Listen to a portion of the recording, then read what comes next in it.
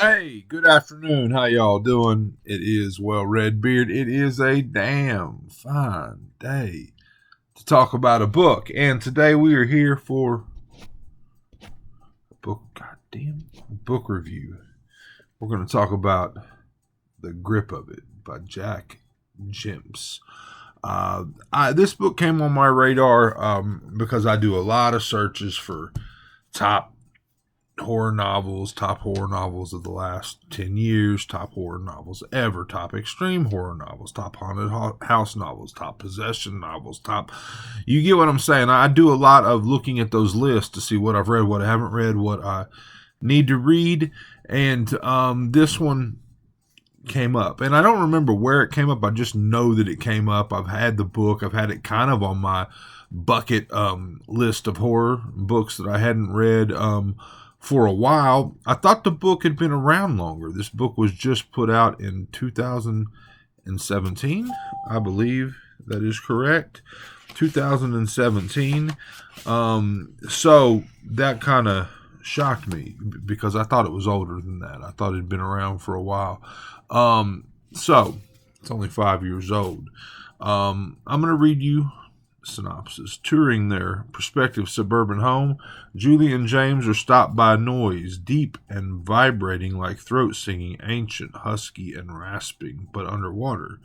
That's just the house settling, the real estate agent assures them with a smile. He is wrong. The move, prompted by James' penchant for gambling and his general inability to keep his impulses in check, is quick and seamless. Both Julie and James are happy to start afresh.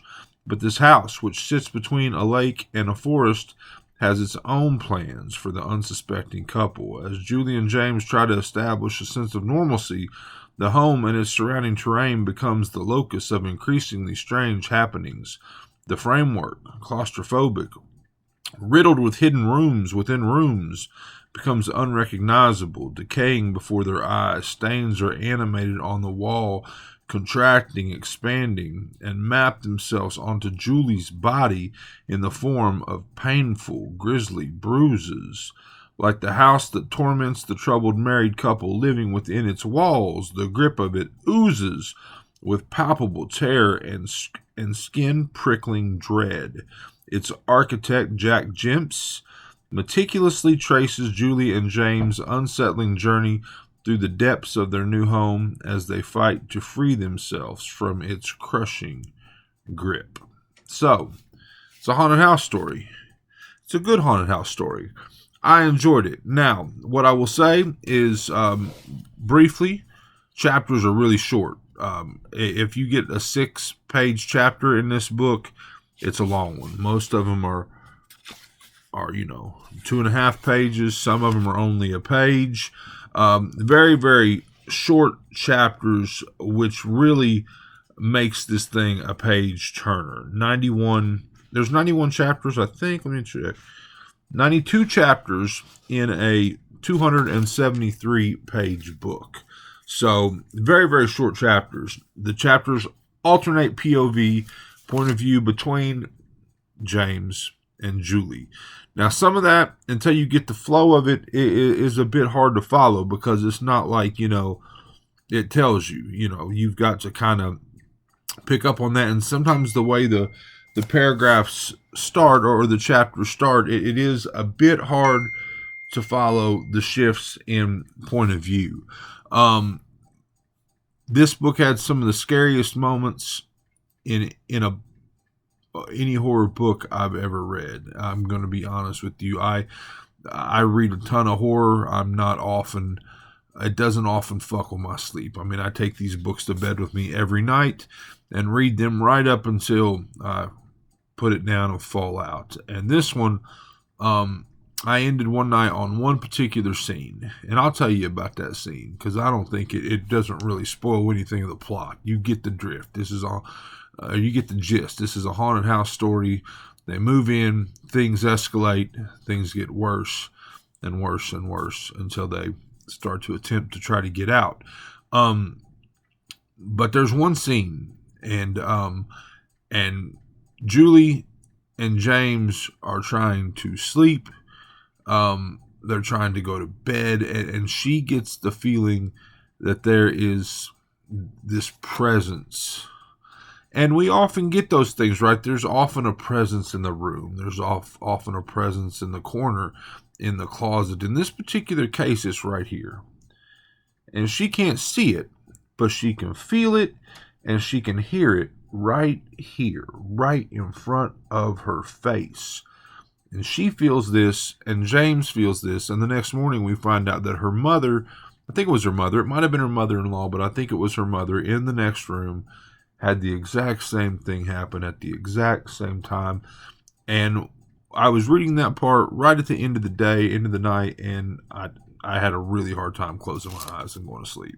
Because just the idea of something, whatever it is, being that fucking close, that up in your grill, that huge of an invasion of your personal space, it messed with me. It did. And like I said, it's been a long time since that. It probably back when I was a young man reading about the Glick boys at the window. Danny Glick, was it Danny Glick at the window? Was the last time that a book affected me that much and made me, not want to sleep. And then I dreamt about it all night long. So there are some really, really cool, well done horror scenes in this book. The fact that it manifests in this in these real bruises all over Julie. That shit is it starts out as not like a big deal, and I'm not going to go too far into it, but the level of the bruising and where some of these bruisings show up on her, I found that part to be like probably the second most twisted part of the book. There's a lot going on. There's the noise, the subtle drone, that just permeates the whole thing. The hidden passageways, the hidden rooms, the changing architecture of the house. There's all this stuff. The kids in the woods. There's kids in the woods that play a part in this. Up in the trees. There's there's a cave out on the lake, and it says that the house is between a lake and the woods. For me, it felt like there was the house in the woods and then the lake, because they walked through the woods to get to the shore. I could be wrong, but that's the way I pictured it. And there's a part where it feels like the woods are taking over, and which they would over time, but not in real time. Not sitting here watching it, you don't see the woods seed and over time get closer and closer to the house, but they're watching this in real time, and it feels like the lake is pushing through the woods to the house too. And there's a scene in here about that I really, really liked, and I'm gonna read that to you if I can. Yeah. I can see water struggling wide and tall through the trunks, closer than it's ever been, and all those cranky birds silence themselves. And I should be afraid, but I am so happy at the prospect of being washed away. So I'm going to stop there. At this point, we're 168 pages in, and they've been through so much shit with this house, so much shit, physically and mentally, that she is so happy at the prospect of being washed away.